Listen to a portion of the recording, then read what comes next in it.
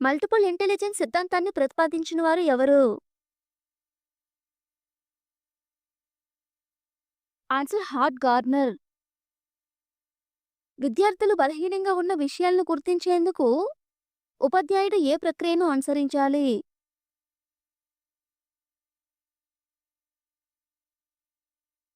Answer formative assessment. విద్యార్థుల అభ్యాస శక్తిని పెంచేందుకు ఎక్కువగా ఉపయోగపడేది ఏమిటి?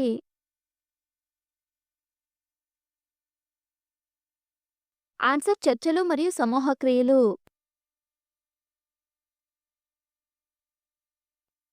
పిల్లల నైతిక అభివృద్ధిని వివరించిన సిద్ధాంతకర్త ఎవరు?